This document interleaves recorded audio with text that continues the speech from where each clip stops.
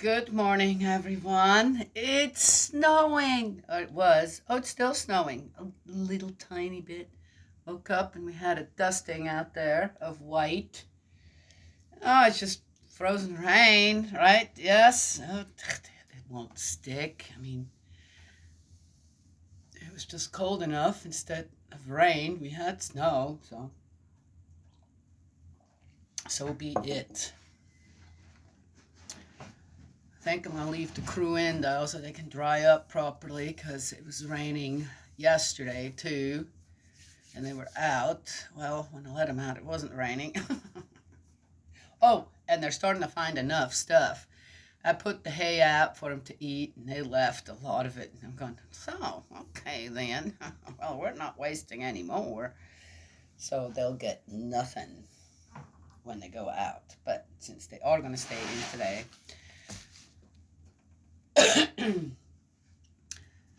I came across a few interesting things this morning that I ended up watching.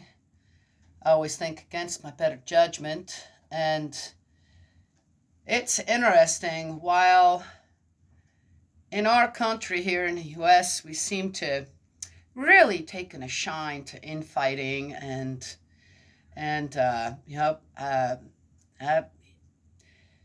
unbelievable how long it takes to put a criminal that should have been behind bars years ago is still out there, and they're still finding things.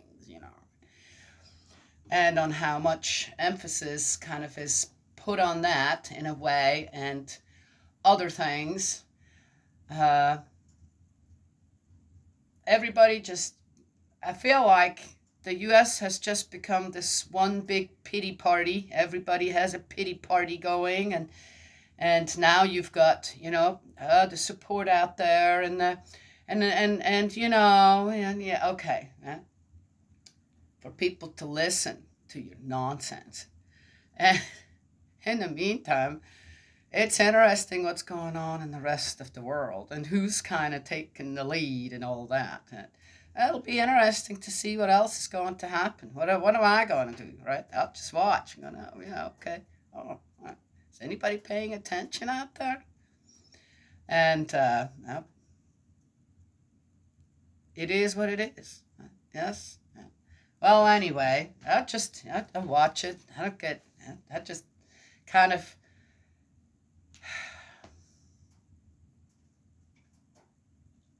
wonder, right?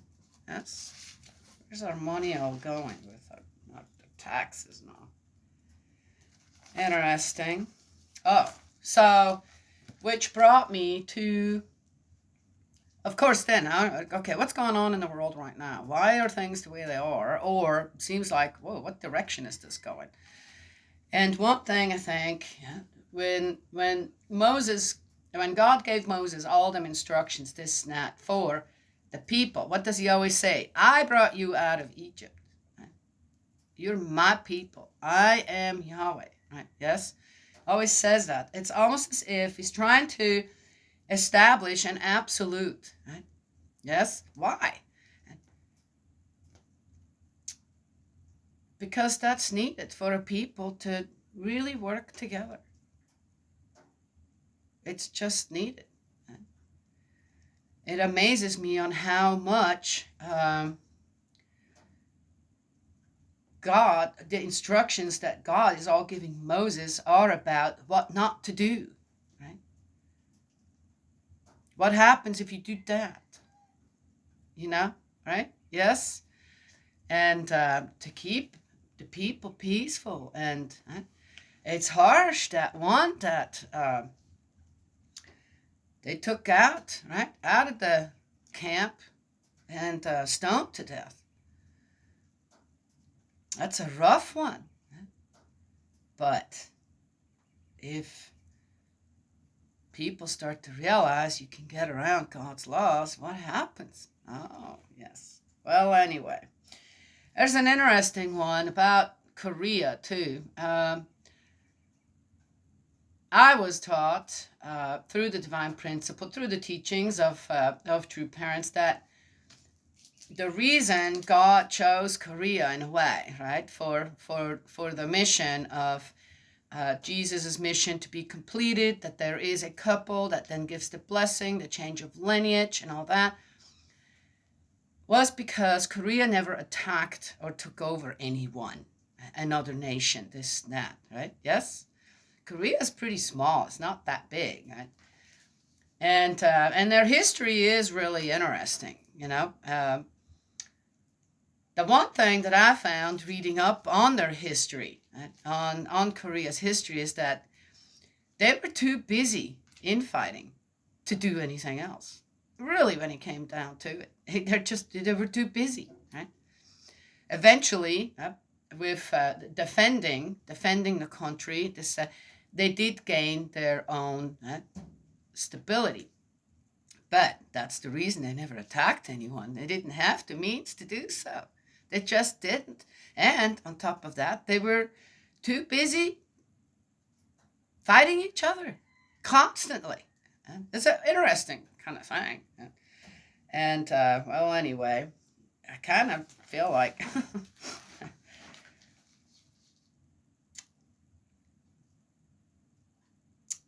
that's the problem in many nations right now as well. And God was trying to avoid that infighting.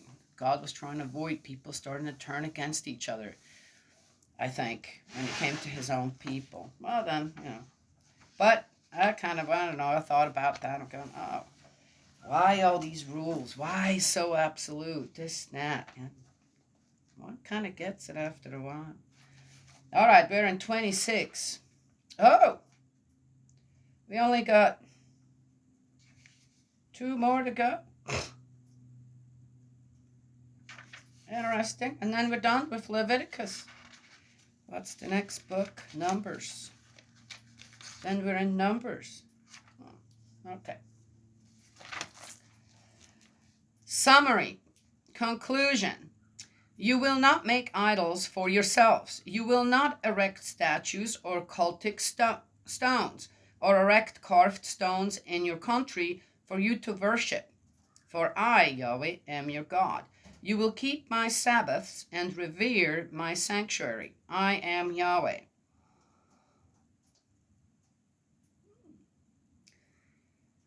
Well, one could say here again, man, people sure are in favor of statues, this and that.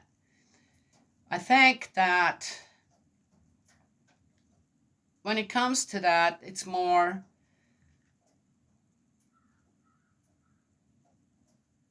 you can have something established of a person of a person, let's go with that, that still is under the sovereignty of God, right? Yes? Visible, right? That's fine. But if it becomes a golden calf, then that's when the problem starts, right? It's got to be connected to God. I am Yahweh. Blessings. If you live according to my laws, if you keep my commandments and put them into practice, I shall give you the rain you need at the right time. The soil will yield its produce, and the trees of the countryside their fruit. You will thresh until vintage time and gather grapes until sowing time. You will eat your fill of bread and live secure in your land. I shall give peace in the land. Up there you go.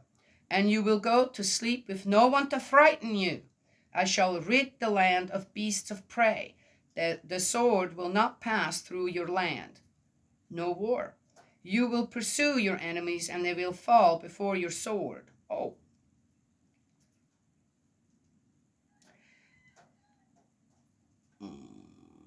Why would there be any need to pursue anyone if... Oh, that's a little conflicting right there. Again, okay. People always leave themselves a leeway. I bet you that was not quite right translated here. Or, yeah, okay. There you go. Man, always acting. And I must say, it's even in here. 5 of you pursuing 100 of them, 100 pursuing 10,000, and your enemies will fall before your sword. Okay, I can't give it up. I shall turn towards you, I shall make you fertile and make your numbers grow, and I shall uphold my covenant with you. Having eaten all you need of last year's harvest, you will throw out the old to make room for the new. I shall fix up, don't hoard.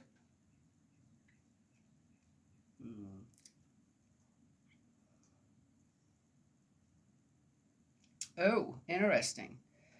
We do live in an overflow country. We're still. That's all. Okay, I'm not going to go there.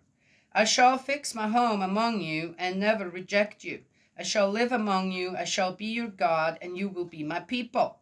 I, Yahweh, your God, who brought you out of Egypt so that you should be their slaves no longer, and who broke the bonds of your yoke and made you walk with head held high.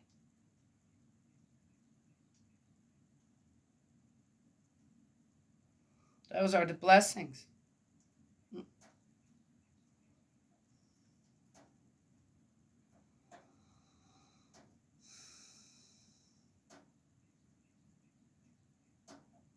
Curses.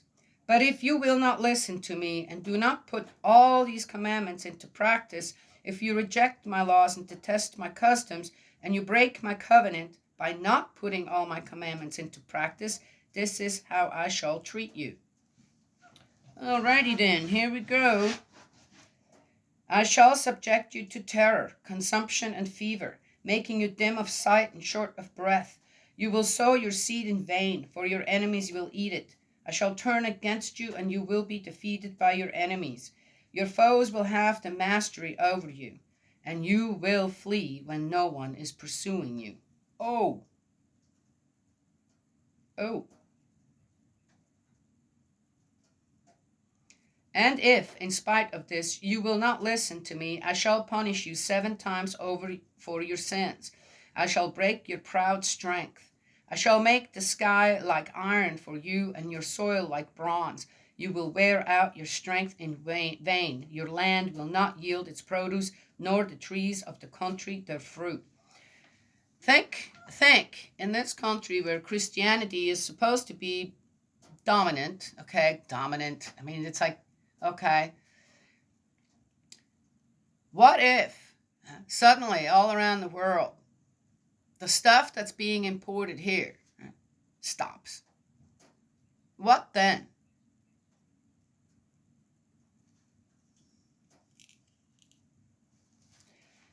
And if you go against me and will not listen to me, I shall heap 7 times more plagues on you for your sins. Yeah, I think we are there. I could name more than 7. 7 times more. Okay, well, I could name a whole bunch of plagues out there that are just rampaging through this country. I shall send wild animals to attack you and rob you of your children, destroy your cattle, and reduce your numbers until your roads are deserted. Ooh. And if that does not reform you, and you still go against me, then I shall go against you and punish you another 7 times over for your sins. I shall bring the sword on you, which will avenge the covenant.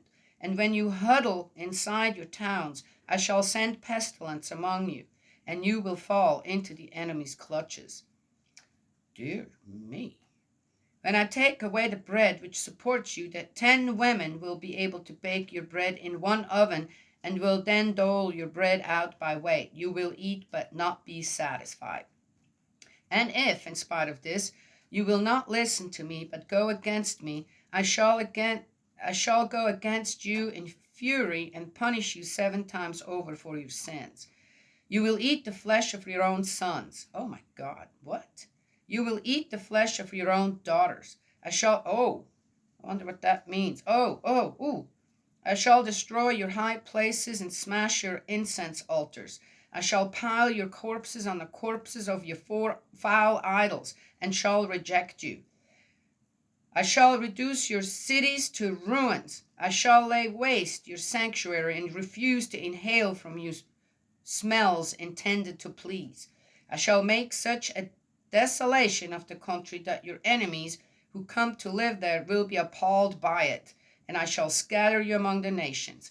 I shall unsheath the sword against you, reducing your country to desert and your towns to ruins. Then the country will indeed observe its Sabbaths, all the while it lies deserted, while you are in the country of your enemies. Then indeed the country will rest and observe its Sabbaths. Oh, and as it lies deserted, it will rest, as it never did on your Sabbaths when you were living there. I shall strike such fear into the hearts of those of you who survive in the countries of their enemies, that the sound of a falling leaf will... that brings a whole lot to my mind. Set them fleeing. They will flee as though fleeing from the sword, and fall when no one is pursuing. They will stumble over one another as though fleeing before the sword, when no one is pursuing. You will be powerless to stand up to your enemies. You will perish among the nations, and the land of your enemies will swallow you up. Those of you who survive will pine away in their guilt in the countries of their enemies, and bearing the guilt of their ancestors too, will pine away like them. Then they shall admit their guilt and that of their ancestors and their infidelities against me, and further their setting themselves against me. I in my turn will go against them, and bring them into the land of their enemies. Then their uncircumcised hearts will grow humble, and then they will accept the punishment for their guilt. I shall remember my covenant with Jacob. I shall remember my covenant with Isaac, and my covenant with Abraham. And I shall remember the country too. Abandoned, the country will keep its Sabbath as it lies deserted in their absence, and they will have to accept the punishment for their guilt, since they detested my customs and rejected my laws. Yet, in spite of all this, when they are in the land of their enemies, I shall not so utterly reject or detest them as to destroy them completely and break my covenant with them. For I am Yahweh, their God. For their sake I shall remember the covenant I made with those first generations that I brought out of Egypt, while other nations watched, so that I should be their God, I Yahweh. Such were the decrees, customs, and laws which Yahweh established between himself and the Israelites on Mount Sinai through Moses.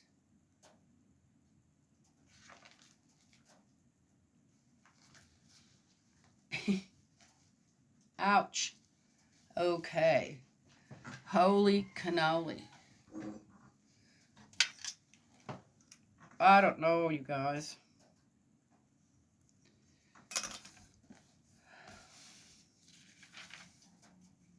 Wow.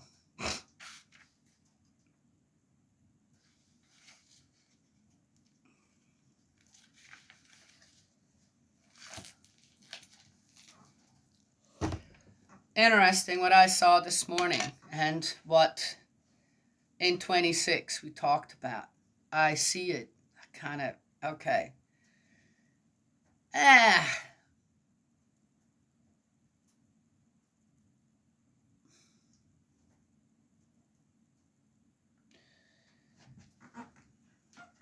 I've spent some time in other nations,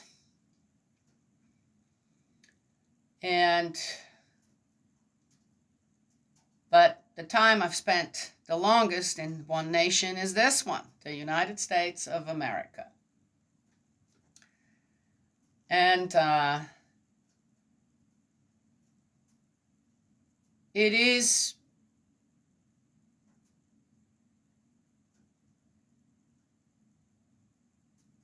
interesting. I guess one could say a little bit disheartening to see what's happening to this country, right? Yes? Still a lot of good people, right? Yeah? Okay. One could say a whole lot about these curses and on how has it affected the Israelites and how is it affecting them now. Well, I don't know. I'm not a Jew. I don't practice the Jewish faith in the way that Jewish people do, right? They do that, yes? And they have a really sad history in so many ways, don't they?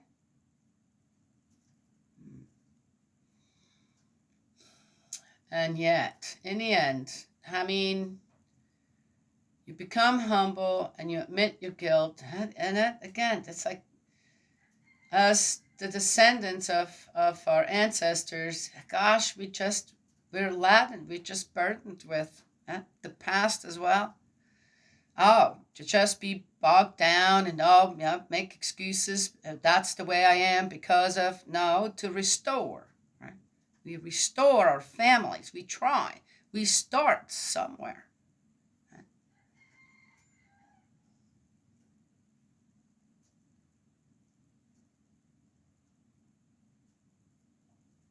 Anyway,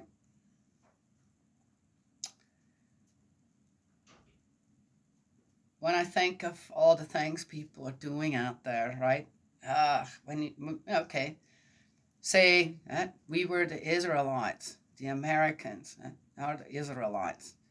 What rules, what laws of God's are we actually following? Any of them? When it comes down to it, are we? One has to ask as a collective. And the one thing that came to my mind,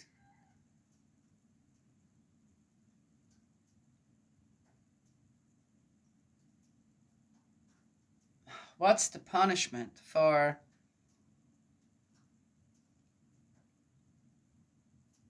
building your existence on top of millions of corpses? Anywho,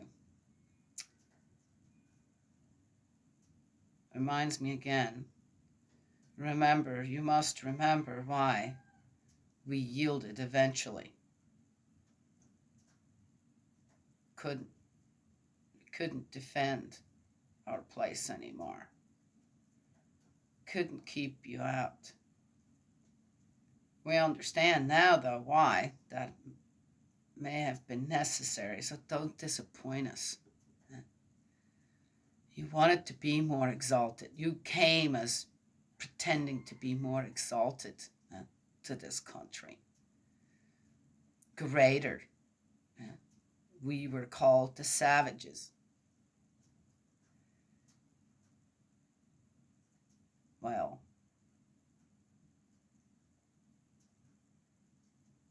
then what? I was told. And you should do better than you are. Yeah. Well, I know, a little cryptic, but again, one is either willing to open their heart to mind to God and to just realize that, man, I remember as a mom, I'd tell my children, because I wanted to keep them safe, right? Wanted to keep them safe. Don't you dare do that. If you do that, I'm telling you what. Oh, you're going to be in so much trouble. This and that, right? You don't do that. You don't do that, and this is the reason you don't do it, right? So don't you dare do that. I remember, right, when they were little, this, that, when it came to certain things, and it was to keep them safe, right? When you have more than one child, you can't keep your eyes on them 24/7, can you? At all times. So, got to teach your children where there is a certain trust that you have in them to know, no, you don't go to the edge of that water. You stay away at least a couple of feet. You can still look down. You can do that while I'm holding your hand, but not otherwise, right? For example. Or, if you fall in, you could die. Try to scare them a little bit, right? Scare them a little bit to sometimes you have to scare the child a lot,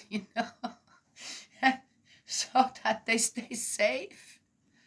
Keep them safe. This is another thing in this country right now. I can't believe how many children are out there, adult children, who are just, boy, if you can't find something to make your parents look bad, Oh, how you suffered, this and that, I don't know what. I mean, I'm just talking the regular schmoes out there, not the ones that were, severely abused, this and that. I'm talking just 90% of the population in this country that had either a mom or a dad or both, and they grew up in a very acceptable household, got the guidance, this, but they have to have, that is their pity party.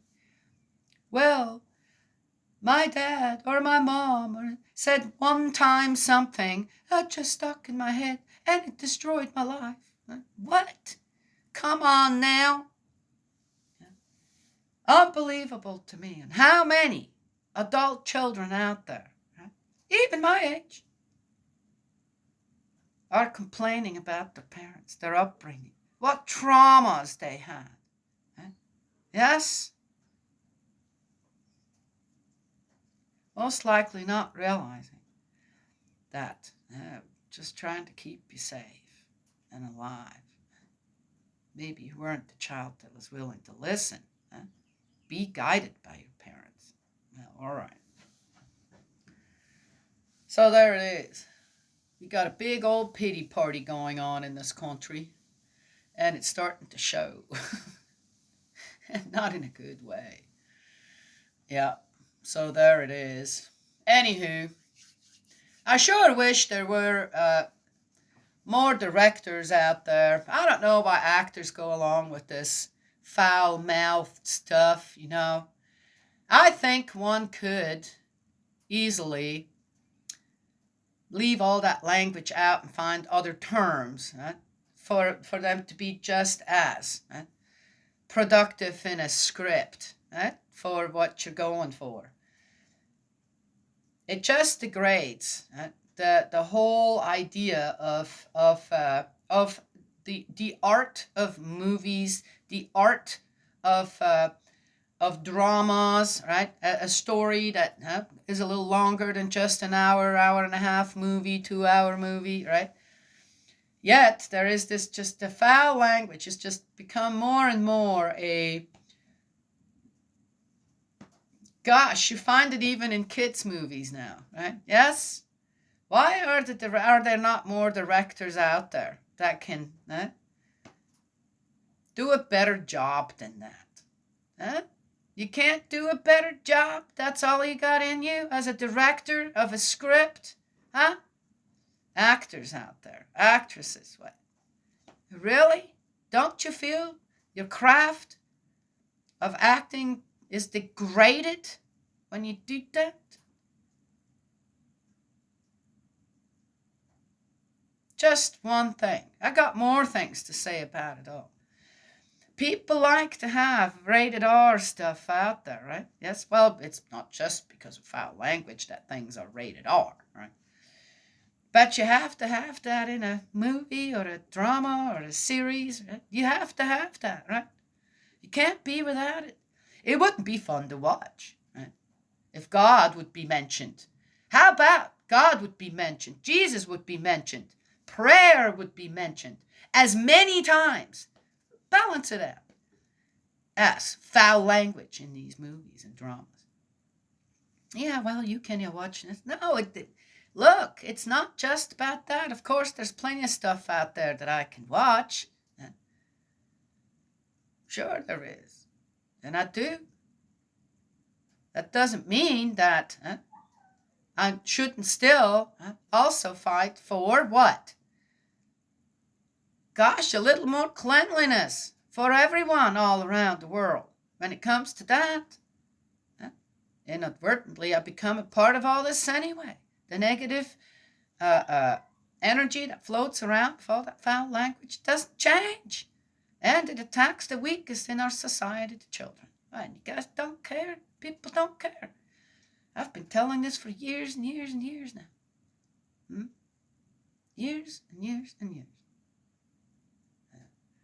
I was accosted. I couldn't help myself. I called someone an asshole.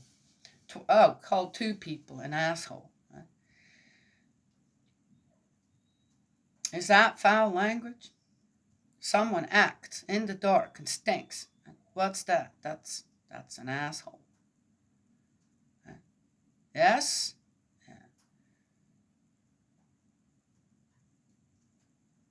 Really is.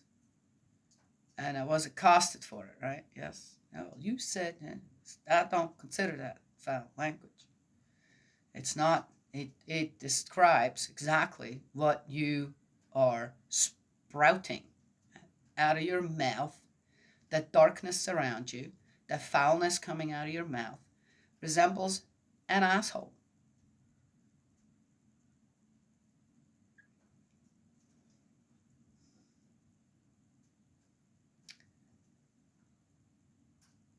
I got accosted over that because in another there was a post again on a page that say, okay, we kind of got a little fight going on here, right? Trying to one side and the other side this and that, but there's no need for foul language. We should be better than that, especially when it comes to the principles of love. The language, a foul language that is used there, right? And the only thing, so I went in, I said, can you guys not? I'm reporting this post to the administration, done. And it came back, said, well, yes, one word that I feel is the proper description for some people in the way, yes, that they express themselves on how they put others down and bully others. That's not an asshole. That's an absolute asshole. Asshole, an asshole. We all got one. It's not a cuss word to me. It's not foul language to me. It has its proper place to describe some people. There. Had my say on that. Now people kind of think whatever they want. But again,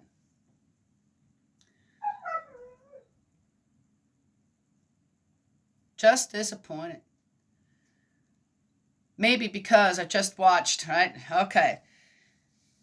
I'm a very creative person. I like art. I like all kinds of things that people, I'm coming, boy, are coming up with, as long as it's not destroying something else.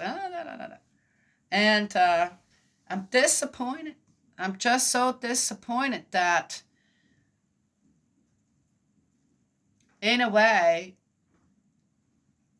amazing things that people do, especially when it comes to acting and directing and how they make it look like this and that. I find this amazing.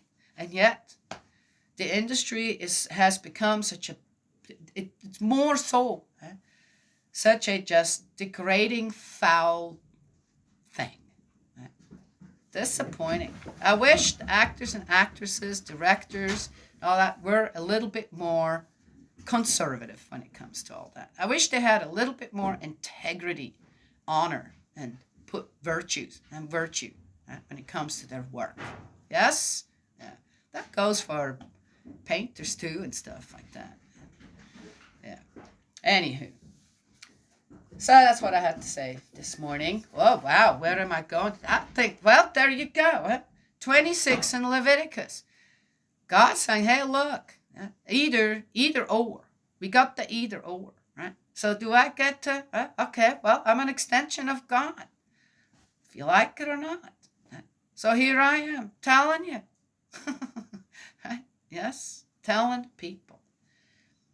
Tell the people, right? Yes. All right.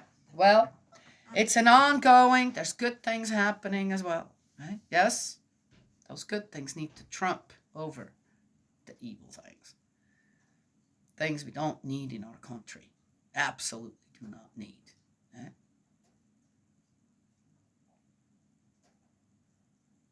Beware who you make rich and powerful when you consume certain things. Might not be in this country, might be coming from somewhere else. Beware who you make rich and powerful, that then can come sweep in here. Yes. Well, anyway, here we go. That's what I had to say this morning. God's love and blessings always. May He protect you, and I will talk to y'all another time.